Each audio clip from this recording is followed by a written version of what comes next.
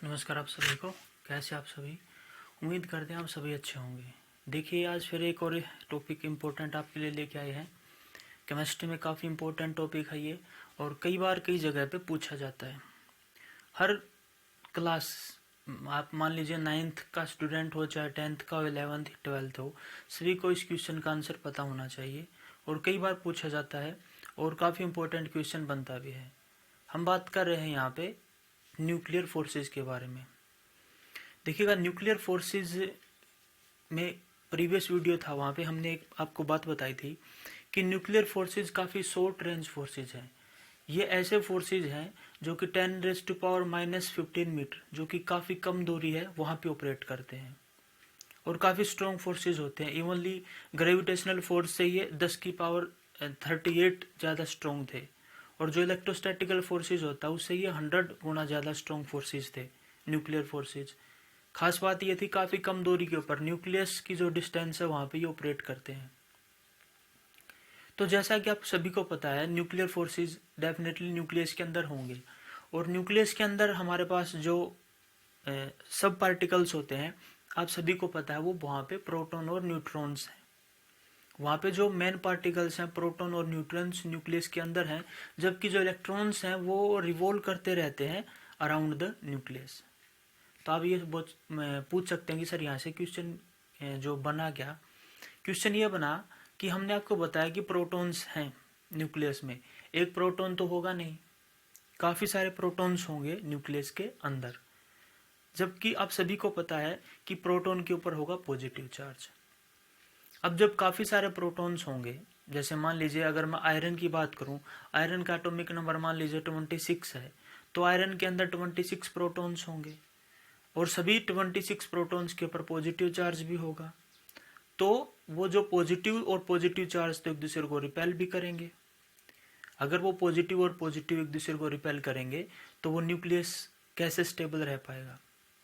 एक प्रोटॉन दूसरे प्रोटॉन को रिपेल करेगा तो एक दूसरे के ऊपर फोर्स लगाएगा, तो न्यूक्लियस वो बरस्ट हो जाना चाहिए।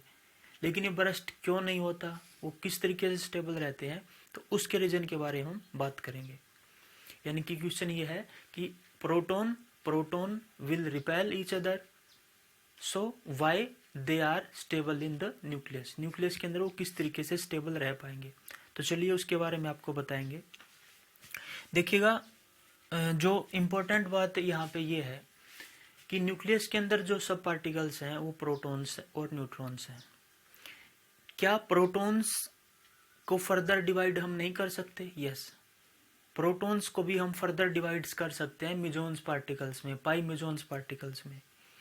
अब एक्चुअली में होगा क्या कि जो न्यूट्रॉन्स हैं और प्रोटॉन्स हैं वो इंटर कन्वर्टेबल होते रहेंगे, यानी कि प्रोटॉन्स आपके न्यूट्रॉन्स में कन्वर्ट होते रहेंगे और न्यूट्रॉन्स आपके प्रोटॉन्स में कन्वर्ट होते रहेंगे। Is it possible? यस, ऐसा ही होगा। न्यूक्लियस के अंदर प्रोटॉन्स न्यूट्रॉन्स में कन्वर्ट होंगे और न्यूट्रॉन्स प्रोटॉन्स में कन्वर्ट होंगे, और जब ये कन्वर्जन होगा तो उसके साथ साथ कुछ सब particles neutrino, anti neutrino, positron और इलेक्ट्रॉन्स इमिट होंगे। अब देखिएगा कैसे इमिट होंगे, उनके बारे में मैं आपको समझा रहा हूँ। मान लीजिए ये हमारा न्यूक्लियस है, यहाँ पर इसको लिख सकते हैं, ये मान लीजिए हमारा न्यूक्लियस हुआ। कोई भी एटम, कोई भी एलिमेंट है, किसी भी एलिमेंट का आप न्यूक्लियस मान सकते हैं। अब जब आप इसको न्यूक्लियस मानेंगे तो यहाँ पे कौन कौन होगा? न्यूक्लियस के अंदर हम सभी जानते हैं प्रोटॉन्स होंगे प्लस कुछ न्यूट्रॉन्स होंगे, प्रोटॉन प्लस न्यूट्रॉन्स, ये हमें देखने को मिलेंगे किसी भी एलिमेंट के न्यूक्लियस में।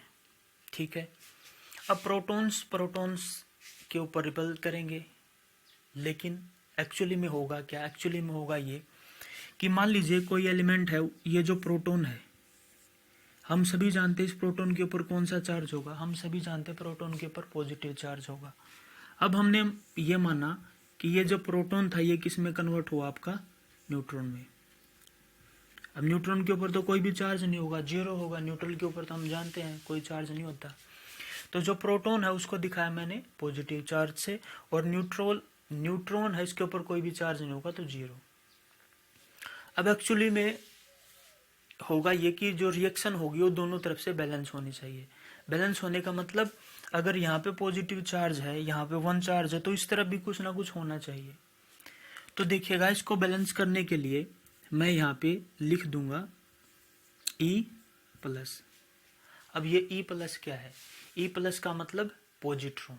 जैसे इलेक्ट्रॉन है तो उसको हम E- से दिखाते हैं। इलेक्ट्रॉन मतलब नेगेटिव चार्ज, और पॉजिट्रॉन मतलब जैसे प्रोटॉन है उतना ही अमाउंट ऑफ चार्ज, लेकिन वो अमाउंट ऑफ चार्ज उसके ऊपर पॉजिटिव होगा।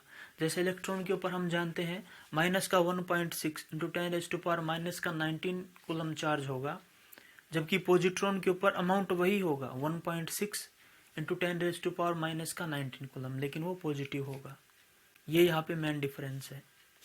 तो इसका मतलब ये हमारे पास यहाँ पे मैंने लिख दिया शुरू में प्रोटॉन है, कोई किसी भी एलिमेंट का एग्जांपल आप ले सकते हैं, तो प्रोटॉन्स है हमारे पास।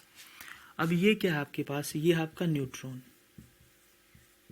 यानी कि बेसिकली जो मैं आपको बताना चाहता हूँ वो ये बात है कि प्रोटॉन कन्वर्ट हुआ यहाँ पर, proton is converting into neutron. अब न्यूट्रॉन के ऊपर तो कोई चार्ज नहीं होता, तो हमने यहाँ पे 0 से दिखा दिया।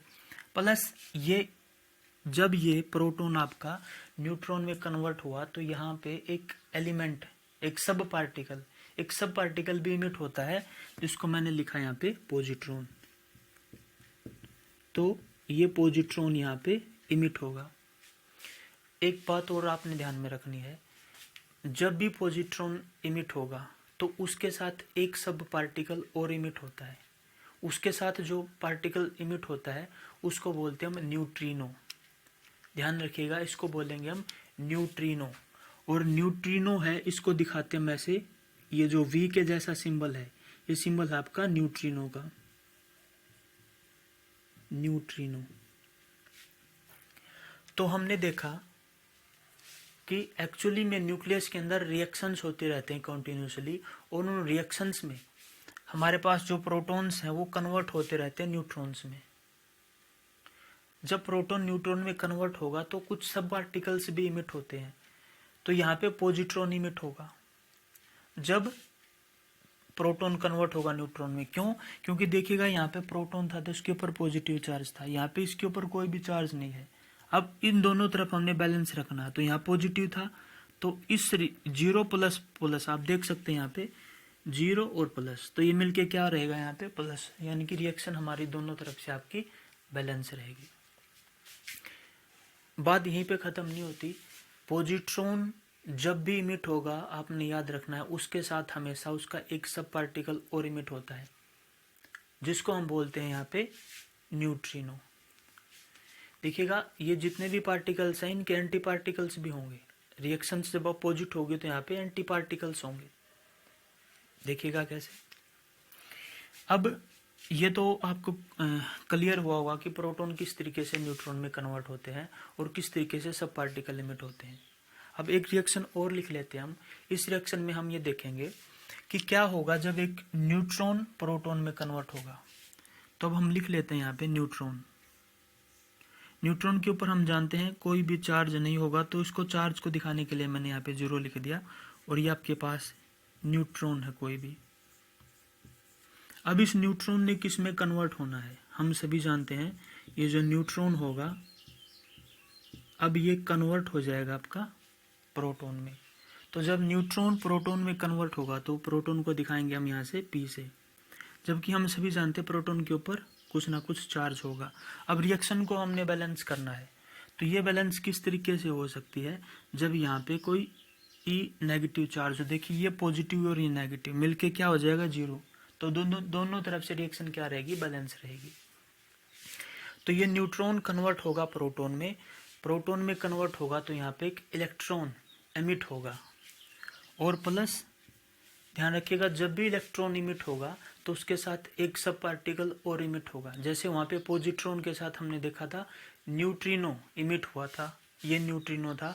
इसी तरीके से जब न्यूट्रॉन आपका कन्वर्ट होगा प्रोटॉन में तो वहाँ पे सब पार्टिकल्स इमिट होंगे, जिसमें पहला सब पार्टिकल होगा आपका इलेक्ट्रॉन। इलेक्ट्रॉन के साथ एक पार्टिकल और होगा जिसको हम बोलेंगे एंटी न्यूट्रिनो। एंटी न्यूट्रिनो को दिखाने का ये वी के जैसा लिख के और इसके ऊपर हम बार लगा देते हैं, तो ये हो जाएगा आपका एंटी न्यूट्रिनो। तो न्यूट्रॉन आपका कन्वर्ट हुआ प्रोटॉन में, प्लस ये आपका इलेक्ट्रॉन है, और इलेक्ट्रॉन के साथ सब पार्टिकल यहाँ पे आपका एंटी न्यूट्रिनो, एंटी न्यूट्रिनो ये भी यहाँ पे आपका इमिट होगा।